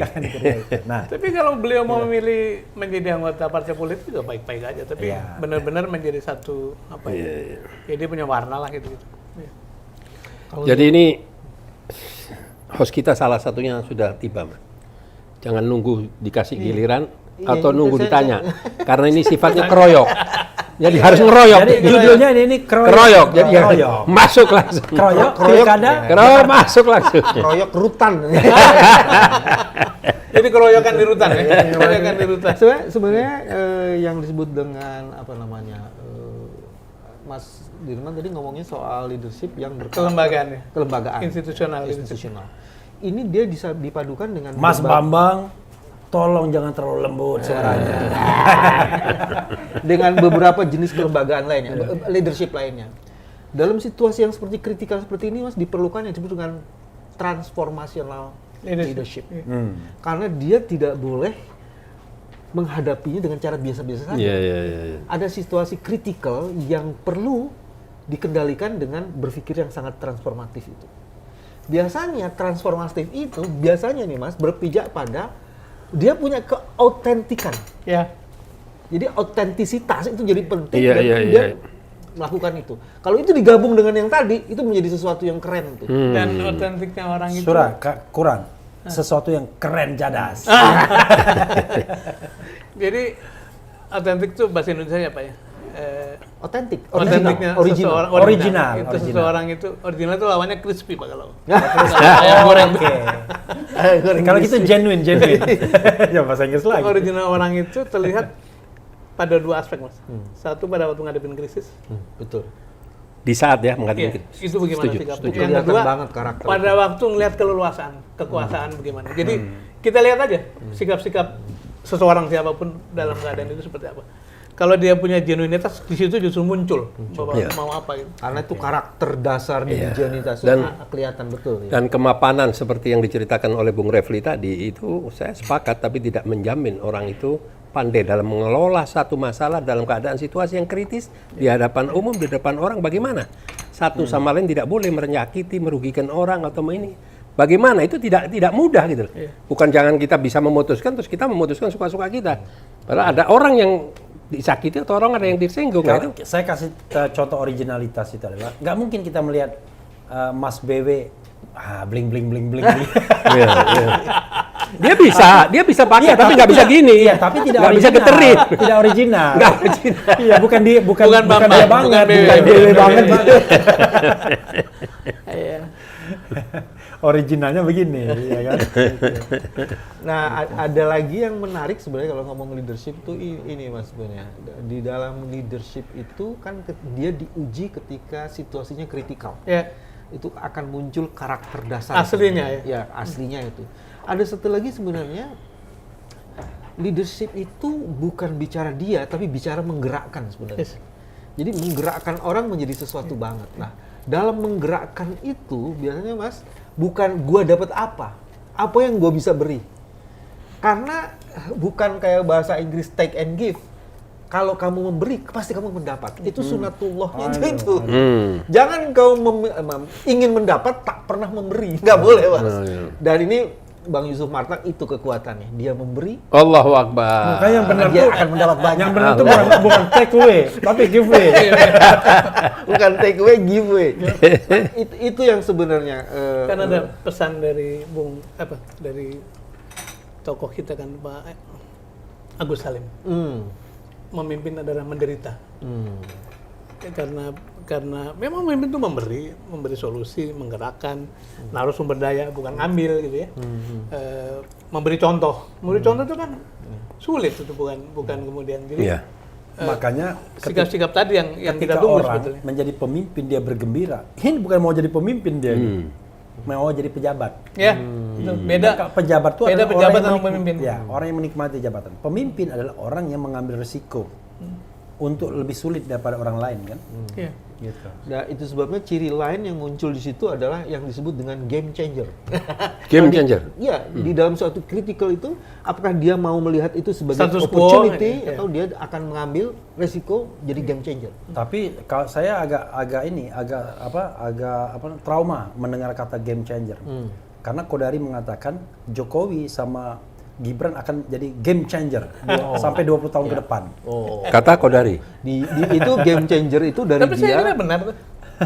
Cuman game changer ke arah Nah, itu negatifnya lebih banyak. Bagaimana nge-game changer seorang usia yang belum memenuhi syarat tiba-tiba bisa merubah? Nah, Tapi dalam konteks Mengubah kesombongan seorang Yusril yang dalam merasa konteks profesor Pak tata Prabowo negara. dan Gibran misalnya, pengalaman itu menjadi sesuatu yang sangat penting. Orang yang dibilang leadershipnya macam-macam itu sebenarnya basisnya adalah pengalaman. Selain pengetahuan karena dia ingin belajar. Nah, dalam pengalaman yang terbatas, maka bagaimana mungkin keautentikan leadership itu akan muncul. Nah, itu sebabnya kalau di dalam Islam itu usia 40 itu dianggap sebagai titik. Dia sudah mempunyai maturity yang kemudian menjadi dasar dia untuk. Iya, tapi Mas Bambang, kita tidak bicara mengenai Gibran Rakabuming lagi. Kita bicara Sudirman Said for Jakarta 1. Jakarta 1 berani atau Usianya tidak? udah lewat usianya. Dan usianya udah lewat. Sudah lebih dari 60. Berarti sudah mature 20 banget tahun. ini. Jangan sampai busuk kan maksudnya gitu kan. Tadi Mas Bambang ada hal menarik dan beliau tidak deny, ya. Artinya beliau melihat bahwa maju tidak hanya DKI 1, tergantung bukan saya nggak suka pakai dinamika politik ya. Tergantung apa? Tadi Kebutuhan ya? Iya, kebutuhan sosial lah ya. Nah, jadi bukan dia yang menentukan sendiri, bukan dia, tetapi lingkungan sosialnya. Tapi kita berharap ada orang-orang tertentu yang karena faktor lain dia sudah bisa mengatakan tidak, gitu. Nah, ini yang menarik ini ada 3 hal. Pertama gini kan. Tapi beliau tidak menolak itu. Yang pertama gini, jabatan itu tidak dicari, tapi kalau diberi amanah ambil. Ya. Itu karena kalau kita mencari itu di apa namanya istilahnya tuh di dalam Islam itu akan diminta pertanggungjawaban jauh lebih besar. Kok minta jawaban jabatan itu. Betul. Bagian yang pertama itu. Jadi kalau memang diberi amanah terima, tapi jangan kau mencari-cari. Jadi pantaskanlah dirimu sehingga kau kemudian diberikan amanah. Itu bagian pertama yang paling penting. Terus bagian yang kedua yang juga sangat penting sekali adalah kita tahu Mas, kepantasan kita nih karena kita punya lingkungan sosial. Kita punya kemitraan dengan berbagai teman. Nah, sekarang orang yang tidak membangun itu bagaimana kemudian dia memantaskan dirinya? Kan dia harus menjadi bagian dari komunitas tuh. Kalau dia tidak menyapa komunitas, tidak menjadi bagian dari komunitas, bagaimana kemudian dia bisa? Jadi bukan hanya kepantasan, cuma apakah kamu sudah memberi yang untuk kepentingan sosial itu? Iya. Di Amerika Serikat itu dalam kasusnya Obama itu kemudian menjadi bagian dari aktivis sosial untuk memberi. Tapi yang ketiga, di situ juga dia lagi melakukan political marketing sebenarnya. Secara tidak sadar dia sedang memantaskan diri dalam konteks itu. Nah, 3 hal itu yang harusnya menjadi bagian penting dalam sebuah proses siapapun yang akan menjadi pemimpin. Saya kan pernah mendapat amanah dari berbagai jabatan publik ya. Pernah jadi deputinya Jabatan publik ya? ya Pak Kuntoro di Aceh, pernah jadi salah satu pemimpin di PT Pindad, pernah di Pertamina segala macam. Saya punya filosofi dan semuanya tidak pernah saya kejar, tidak pernah saya melamar gitu. Saya punya filosofi ketika sampai pada urusan publik, kita ini karena warga negara tanggung jawab, boleh bersiap, tapi jangan ingin gitu. Jadi kesiapan kita harus kita jaga terus-menerus, tapi jangan sampai mengejar-ngejar sesuatu yang apalagi dengan menembus segala cara. Jadi kembali pada soal mau DKI, mau Jawa Tengah, mau apapun, ya tadi lihat kebutuhan, lihat tadi kepatutan, barangkali kepantasan, dan kalau emang momentumnya ada kita jalanin, tapi sebagai mission, sebagai tugas dari publik, bukan agenda pribadi yang kepengen jadi ini itu gitu. Seperti itu. Ada satu lagi yang cukup menarik. Sorry, ini sebagai ada orang endorser. yang mengatakan suaranya Bang feedback kurang jelas. Ada problem itu ya? Masih? Udah. Oke, terus. Langsung ya. Mas Dirman dengan kemampuan mengelola itu, dia sebenarnya kemudian menjadi public figure yang bisa mengendorse orang juga sebenarnya. Iya. Jadi kan begini, kita punya 38 provinsi dan 460 kabupaten. Iya. Jadi sekitar 500-an lebih itu. Orang-orang baik sebagian besarnya tak mau dicalonkan. Tapi orang-orang baik itu harus ada yang mencalonkan. Harus ada endorsernya, Bos. Kalau nggak ada endorsernya, iya. Atau pintu. Hari ini kan mengendorse, ini kan. Mas, saya sudah ngomong sama beliau soal endorser itu. Itulah yang kita harapkan peran Anies Baswedan sebagai Balik situ lagi deh. Iya, sebagai endorser di sebanyak mungkin tempat ya. mungkin tempat. Iya. Ya kan dengan bolo-bolonya dia. Saya bertanya Nah, dengan beliau Mas- ini adalah misalnya kalau memilih harus DKI, ya dia bertarung di sini karena ini juga sama pentingnya Jakarta. saya menggunakan narasi seperti ini ketika menempatkan Mas Anies sebagai endorser. Iya. Ketika di DKI, Mas Anies suaranya itu sekitar hampir 3 juta. Iya. 2 juta sekian Iya. Iya. voters. Untuk pilpres atau untuk Bukan, untuk Pilkada. Untuk pilkada. Begitu di pilpres, Itu putaran pertama itu. ya ini yang putaran kedua. Kedua ya? Yang 3 jutaan kalau nggak salah Bang. Iya, Putaran kedua. iya. Nah, di pilpres itu angkanya hampir 41 juta, 40,8 atau 900.000. Ya, jadi ada kelipatan dari kalau pakai 3 juta aja itu 10% lebih tuh. 10 kali. 10 sampai 13 kali lipat gitu. Jadi dengan demikian ada 40 juta Juta. konstituen itu dia punya kemampuan endorser sebenarnya. Iya. Jadi dengan begitu sebenarnya Sebagai endorser, tidak sebagai pemilih ya? Ya, jadi artinya kalau ada orang yang membutuhkan itu atau dia mengetahui ada orangnya, dia yang mengendorse itu karena dia punya masa yang 40 itu. Makanya sayang kan kalau cuma sekedar menggarap lahan sempit. Tapi ada narasi yang harus didiskusikan sama-sama. Saya menempatkan gini, pertanyaannya, apakah posisi dan kompetisi itu menjadi sesuatu yang sama? Maksudnya gini, maju di pilpres itu sebenarnya kan kompetisi, maju di apa namanya pemilihan adalah kompetisi. Nah, orang yang berkompetisi itu harusnya punya juga keleluasaan untuk menempatkan setelah selesai itu ke posisi-posisi awalnya.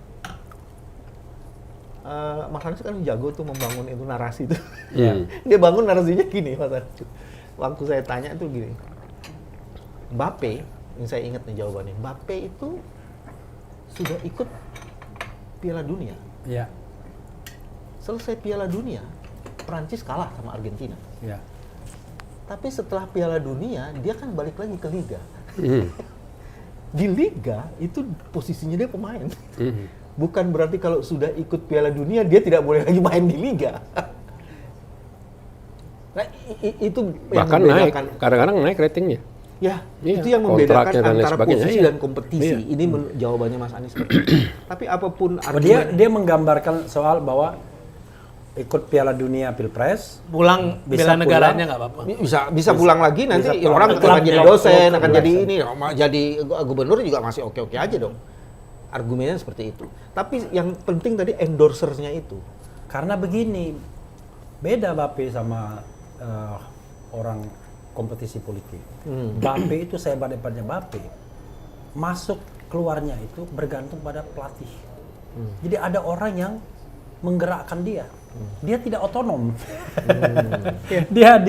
dia bisa dimainkan, tapi bisa ditarik soalnya. Ini kan leader kan nggak begitu. Ciri leader itu adalah dia menggerakkan sesuatu dirinya Dia secara otonom. mempunyai keleluasaan menentukan sendiri. Iya, nggak bisa Mbappe. Mbappe tidak punya sehebat-hebatnya Mbappe tidak punya keleluasaan untuk menentukan sendiri. Oke. Tapi sekarang problemnya apa kalau Anies maju DKI? Kan Menurut saya nggak ada problem. Nggak ada problem. maju DKI. Iya. Loh, kita deh kan hidup ini kan punya cita-cita tadi. Ini nggak ngikutin sehennya. Kan saya tadi bilang, Dia punya harapan tinggi sekali. iya, kita ini kan punya harapan. Negara ini tidak hanya day to day politik, Iya. ya kan? Apalagi cuma sekedar berbicara tentang mengurusi penduduk DKI, kan begitu? Kan bisa diserahkan pada orang lain sebenarnya. Tapi kita punya arah bangsa ini yang sudah nggak karu-karuan. Arah bangsa ini sudah tidak seperti yang kita bayangkan tentang negara yang melindungi, negara yang mensejahterakan, negara yang mendidik, pasal 33 yang kemudian adil bagi rakyat. Negara yang baik itu adalah saya pulang ini saya tidak pernah takut besok anak istri saya bisa makan atau tidak. Saya tidak pernah takut anak saya akan belajar atau dapat pekerjaan atau tidak. Kalau sekarang kan kita worry semua. Saya punya anak autis misalnya. Siapa yang bisa menjamin? In case saya dan istri misalnya Meninggal dunia. meninggal dunia. Negara. Orang normal aja nggak bisa diopenin sama dia. Yang masih produktif. Karena itu kita membutuhkan negara yang begitu, negara yang mengurus rakyatnya. Dan ini setelah tahun berapa? 80 79. 87. Hah? 87 tahun. 79 tahun merdeka. Ya, Iya, 89 ya Mas. 79. 79 tahun ya. Bayangkan, kita tidak mencapai level itu. Level di mana ada negara yang mengurusi rakyatnya. Bayangkan, sederhana sekali. Ada orang mati kelaparan bisa, ya kan? Karena tidak makan. Dan memang kalau diperhatikan, Nah dari itu seluruh- maksudnya saya, Iya. level kita itu untuk level Anies. Dari Bicara seluruh tentang tokoh-tokoh struktur itu- politik yang lebih adil, lebih bermartabat begitu. hanya dia yang bicara itu selama ini kan? Iya, Kan gitu. Dan kapasitasnya di sana. Ya. Dengan institusionalisasi tadi mestinya. Jadi siapa harapan tahu ya. kita bisa membangun peradaban Harapan politik. lebih kita ini kan ya. Saya naikkan. Iya, naikkan. Ya, Agar jangan ekspektasi sampai orang dinaikkan. bicara nanti ya habis janji-janji untuk nasional sekarang Iya. turun begitu saja cuman mau mau cari meresmikan kerjaan JPO, jembatan penyeberangan iya, orang. Iya, iya. Jadi Ya, dan bisa jadi nanti nggak Anies semua yang ngeresmiin seperti waktu dia 2017 2022 kan kadang-kadang Jokowi juga ikut-ikutan cawe-cawe kan nanti Prabowo cawe-cawe apalagi kalau terus bukan Prabowo Gibran malah nanti yang meresmikan wah itu akan negatif banget itu bagi Anies. Ada satu isu lagi yang menurut saya juga sangat penting, yaitu ini Mas. Seseorang itu biasanya lahir dan dipantaskan karena ada situasi yang memungkinkan dia lahir dan mendapatkan kepantasan itu. Hari ini ada peta geopolitik internasional yang sedang bekerja. Dan Jakarta itu menjadi penting karena dia harus memberi kontribusi bagaimana menjadi problem solver terhadap peta itu. Contoh misalnya, saya mau kasih konteks soal Palestina misalnya. Ya. Ada 3 gelombang kejut yang terjadi di Palestina, dalam konteks Palestina. Pertama, Benyamin menyatakan hari ini Hamas ada di Amerika dan di Eropa. Dia ingin menggunakan metafor solidarity of the human justice itu sekarang ada di berbagai universitas di dunia. Ada di Harvard, ada di Michigan. Ketidakadilan yang terjadi di Palestina itu sudah keluar dan kemudian ada solidarity of the situasi itu sebagai human yang ada injustice itu yang sekarang muncul di mana-mana. Ya. Nah, itu kan harus dijawab juga. Kita kemarin teman-teman universitas Bahkan tidak terjadi di negara-negara yang mayoritas Islam. Yes. Itu dan itu sekarang luar biasa sekali. Iya, universal. Itu pertama itu. Terus yang kedua, Mas, sekarang ada pergerakan di International Criminal Court. Tadinya kan International Commission of Jurists. Afrika Selatan membawa kasus ini ke ICJ. Dan itu kemudian genosida-nya tidak diperiksa, tapi dikatakan hentikan penggunaan kekerasan militer dan lakukan humanitarian aid. Itu menarik. Tapi sekarang International Criminal Court ICC. Court itu dia bisa menyatakan seorang itu tersangka dan dia bisa ditangkap gitu. Ya. Itu mungkin nggak sih terjadi? Memungkinkan, Bang. Tapi Itu sampai hari ini nggak pernah. enggak, ini kan Belum. baru, Oh, ada baru. 200 lawyer membuat surat kepada International Criminal Court bahwa Benyamin Netanyahu bersama 12 lainnya atau 12 termasuk Benyamin Netanyahu itu dimungkinkan untuk jadi tersangka. Dan itu sebabnya ada sekitar 20-an senator Amerika melakukan counter respon itu. Kalau ICC ikut-ikut, saya akan habisi negara ini. Iya. Internasional. Jadi menurut saya itu menarik. Ya, tapi Konteksnya apa memang dengan- konteksnya itu dengan adalah ini kita. Itu kepemimpinan, Bos. Iya. Apa Jadi kontribusi isu-isu itu kita? harus ada yang lola kan? I know. Jadi saya mau bilang begini, seorang leaders itu dia tidak hanya berguna bagi dirinya dan sekelompok, dia harus menjadi bagian penting dari Kemanusiaan Iya, Secara peradaban. keseluruhan. Nah, saya tadi baru bicara tentang peradaban Indonesia. Belum peradaban dunia, padahal yang namanya pembukaan kan tidak hanya climate change, ada iya. perdamaian dunia. Jadi 1, 2, dan 3 melindungi, mencerdaskan, mensejahterakan baru jadi bagian dari nasional, ketertiban ya kan? dunia ya. Tapi internasionalnya kan belum. Nah, itu diperlukan leadership yang meniputi jagat ya. Belum lagi kalau misalnya dia jangan jago membangun, kampung melampaui batas wilayah. Dan itu kan demarkasi tidak kedaulatannya. hanya dibentuk oleh pengetahuan, tapi juga pengalaman. Yes. Nah, Anies kan punya pengalaman itu gitu. Dia punya kesempatan untuk mendapatkan pengalaman lebih banyak dibandingkan kita, misalnya kan begitu. Nah, itu yang modal sosial itu yang harus dimanfaatkan. Dibangun, ya. Iya, dimanfaatkan terus dibangun. Tapi apapun diskusi kita, karena pemilik kedaulatan atau standing position untuk mengajukan itu selain personal itu adalah partai, maka partai itu juga jadi penting untuk dibukakan mindsetnya untuk mengatakan bahwa ini penting ini, memikirkan alternatif leaders. Pertanyaan Partai yang mana, Mas? Partai mana? Mas Bikin masih percaya. Bahkan saya tanya sama beliau nih, masih ada Kalau genuine party election mungkin. itu? Misalnya kalau Prabowo dan Jokowi bilang, tolong Anies dan anasir-anasirnya out, buang semua, potong semua di seluruh Indonesia. Selesai kita. Saya sedikit agak beda ya. Nih, yang namanya momentum itu kita nggak pernah bisa rancang. Iya. Contoh nih misalnya, Setiap waktu. mengapa kasus Freddy Sambo Ya. itu terbongkar sederhana sekali. Ada seorang bibi yang ketika mayatnya mau dikebumikan itu teriaknya minta ampun karena melihat darah berceceran di Iya. dan dia ngotot supaya peti itu dibuka. Kemudian divideokan. Akibat video itu nyebar kemana-mana dan jadilah satu apa Pelipatan. namanya, pelibatan dan Iya, akhirnya dibongkar habis-habisan sampai kepada titik tertinggi. Momentum seperti ini selalu datang, tapi harus ada dirijen gitu. Ya.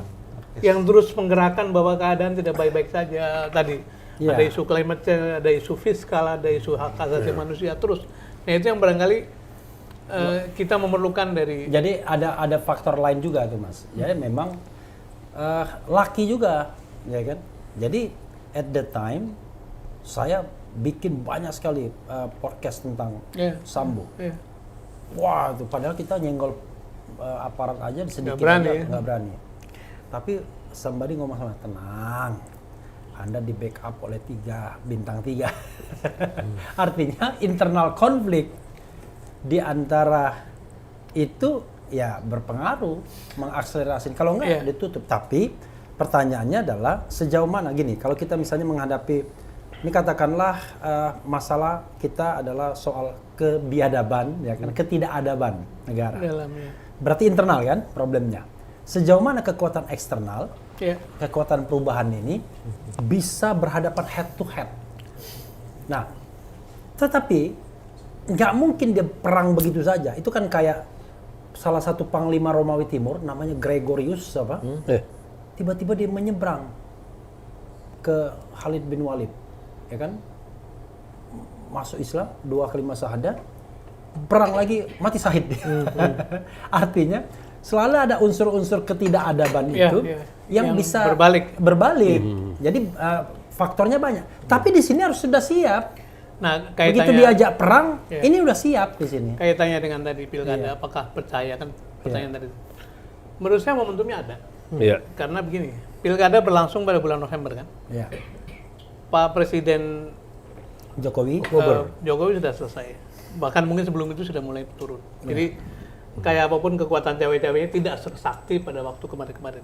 Presiden yang baru dilantik pada tanggal 20 Oktober. belum consolidated. Belum konsolidasi. Iya. Belum lagi mau menghadiri konferensi. Banyak agenda-agenda, banyak ya. agenda. Jadi dan saya kira Presiden Prabowo akan melihat kemarin MK tuh gila-gilaan memasalahkan cawe-cawe. Maksudnya dia mau Cawe-cawe pagi-pagi lagi. melakukan itu. Jadi ada kesempatan, tapi kembali saya setuju bahwa harus ada kekuatan luar yang terus-menerus Iya. menekan. Bahwa inilah kesempatan Kita untuk nggak menjaga boleh keseimbangan. itu didasarkan pada kebaikan. Iya, harus ada Harus ada rencana. tekanan. Karena untuk kalau larut Anda- di situ dia akan kerepotan untuk bukan hanya DKI saja, beberapa Seluruh. daerah seluruhnya. Ya, tapi kalau mendasarkan charity dia, kita seolah-olah kita tidak mempanis orang yang berbuat curang. Kan rasanya kan sampai kapanpun kan kita nggak mungkin mengakui seorang pemimpin yang mendapatkan kepemimpinan dengan secara curang. Nggak mungkin kita berkompromi kan. Entahlah kalau saya ya, begitu saya yakin bahwa Anda mendapatkan dengan cara curang, saya hormati sebagai bagian dari yang Ini mantan tim hukum loh Iya, yang bicaranya. Ya, Ya. Tetapi saya tidak Dan bisa tidak pakai secara- cincin saya lihat. Iya, secara pribadi saya Nggak nggak pakai bisa mengakuinya. geter-geter, jadi saya lebih percaya Jadi ini silakan tim hukum. Anda berkuasa, tapi pribadi saya nggak bisa mengakui. Tapi secara institusionalisasi dan konstitusi, ya saya akan ikut Yes, aturan correct. bernegara. Persis. Gitu. Saya nggak bisa dibilangin, wah udahlah, move on. Saya bilang, apa masalah move on? Saya tidak lagi memperjuangkan jabatan. Saya memperjuangkan nilai, ya kan? Dan ketika nilai itu ternyata dibalik-balik kan kita terkoyak rasanya. Yang benar jadi salah, yang salah jadi benar. Gitu. Move on itu tidak menghilangkan catatan kita. keistiqomahan kita terhadap value yang ingin diperjuangkan. Sekaligus, Mas BW, jadikan closing statement. Oke, luar Silakan. biasa. Mas BW, karena sudah ini 1 jam, Saya- sudah 1 jam saya- 30 menit. Saya di ujung jadi dari sana dulu dong. Yang Closing itu. terakhir ya. Iya. Silakan Mas Bebe closing. Indonesia menghadapi situasi yang sangat saya nggak mau bilang kritikal, tapi yang sangat opportunistic banget, kesempatan banget karena kita akan memilih pemimpin.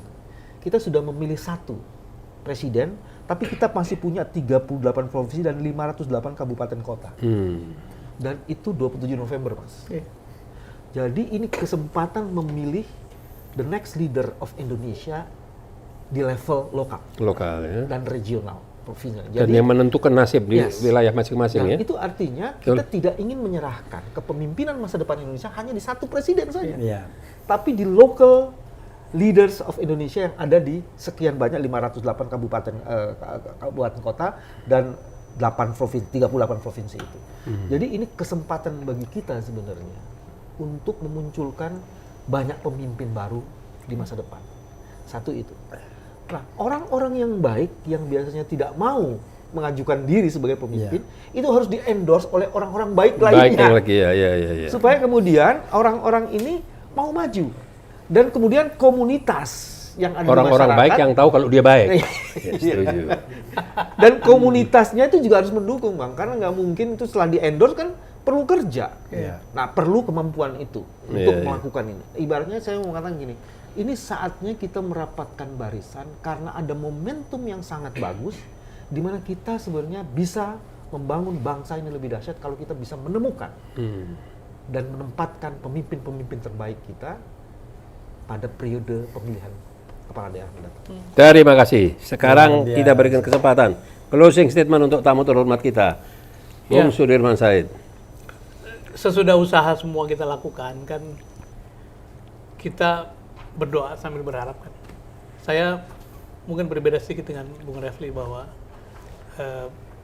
ya kenyataan hidup presiden sudah dipilih, sebenarnya akan dilantik. Jadi harapan saya adalah kalau Pak Prabowo berulang-ulang mengatakan pengen merangkul semua kekuatan, salah satu caranya bukan mengajak semua partai masuk ke dalam, kabinet, ya. tapi ya itu, biarkan pilkada itu berjalan dengan adil sehingga warna-warni politik itu mewarnai kepemimpinan daerah. Di situ terjadi keseimbangan, perimbangan antara kekuasaan di pusat sama daerah. Dan saya kira itu cara terbaik kalau Pak Prabowo ingin meninggalkan legacy bahwa sudah yang kemarin cawe-cawe itu dihentikan, sekarang biarkan pilkada berkompetisi dengan fair. Kalau itu bisa dilakukan, saya kira Pak Prabowo akan memulai pemerintahannya dengan satu satu prestasi baik lah. Dan Itu kita namanya harapkan. gini, seperti yang saya katakan, walaupun pemilunya comberan, tapi mudah-mudahan pemimpin Pilkadanya. dihasilkan enlightened. Iya. Dan saya nggak yakin itu. Tapi ini Karena penting. manusia itu Iya. dibentuk dari track record. Yang kemarin-kemarin. Iya, Kalau gimana ini coba? dia tidak mengakui bahwa hidayah itu bisa datang kapan saja. I know. Begini, Cuman penting hidayah untuk itu diingat akan, terus gitu. bukan, hidayah itu akan datang dan mundur. Dia percaya dengan hidayah. Iya, mundur. Tapi dia masih ragu-ragu apa iya orang ini dapat hidayah. Bukan. Bisa dapat hidayah dan mundur. Oke. Karena Umar dulu penjahat kayak apa saya tahu. Begitu dapat hidayah jadi pemimpin dahsyat gitu. Karena pikirnya Bung Refli ini dari 2019 kok belum dapat hidayah. Kalau Umar kan tek langsung. Silakan Bung Refli, closing statement. Iya, sebenarnya gini, kadang-kadang saya sengaja mengekstrimkan pemikiran dan tidak mau berkompromi untuk mengetahui bahwa itulah titik terjauh kita sebagai bangsa.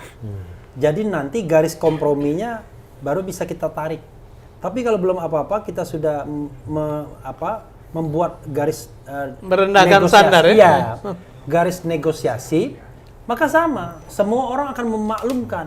Ya kan kita bersama-sama sebagai bangsa, kita kan Pancasila, kita kan juga sama. Seolah-olah kalau Anda tidak berada di pemerintahan, Anda tidak bisa bekerja. Iya. Kalau Anda mengkritik bahwa Anda bikin gaduh. Padahal dia lagi bekerja juga sebagai warga padahal dia negara. sudah bekerja. Nah, ini yang tidak boleh. Makanya saya cari standar yang lebih tinggi. Mudah-mudahan titik negosiasinya tidak membuat standar bangsa kita terlalu rendah. Gitu. Terima kasih Bung Refli, terima kasih Bung Sudirman Said, terima kasih Mas BW. Saya akan menyampaikan kepada pemirsa yang terhormat, inilah tokoh-tokoh kita yang selalu konsisten berpikir untuk negara dan Nah, itu bangsa. jangan itu. Amin. Amin aja, amin. Amin aja ya. Aminin aja. Karena saya melihat dalam hal ini, masing baru didoakan. iya, karena harus disampaikan bahwa Berat nih, apalagi kita konsisten. orang-orang yang ada di samping kanan kiri saya ini tidak pernah pamrih segala sesuatu, tidak ingin jabatan, ingin berbuat dan memberikan masukan-masukan Jangan, kepada nggak boleh juga diklaim begitu. takut berubah. Kita manusia biasa. Takut berubah. Iya, kita tetap manusia biasa. Bukan Takut menerima hidayah. kita ini harus berani mengikatkan kaki satu di janji kita. Kalau kita tidak berjanji, kita nanti akan mudah Ada janji tidak yang bisa menepati diinikan. janji. Janji bahwa kapanpun pada masa pemerintahan Prabowo Gibran, saya tidak akan pernah masuk dalam pemerintahan dan jabatan apapun. Nah, itu catat. clear ya. Itu lebih Jadi, clear. Bukan karena Kan- kecewa, iya kan? bukan karena bergaining Bukan. tinggi jabatan, ini clear. Inilah pemirsa yang Tapi harus kalau tahu. dibilang saya selalu konsisten, Iya, saya ada amanah, iya. berat itu. Sama dengan Bung Sudirman tadi juga menyatakan silahkan siapa saja yang mau running, mau maju di daerah mana silahkan. Yeah. Dan beliau juga kalau memang ada niat sudah peluang terbuka dengan perhitungan yang matang, dia juga akan maju. Sama juga Bang Mas BW tadi yang menyampaikannya bahwa semua ini harus benar-benar bisa terrealisasi bagaimana menyelamatkan negara dan bangsa dan bukan hanya untuk secara nasional, bukan DKI saja tapi secara nasional. Terima kasih, saya akhiri pada hari ini. Terima kasih. Waalaikumsalam warahmatullahi wabarakatuh. Waalaikumsalam warahmatullahi wabarakatuh. Ya. Selamat.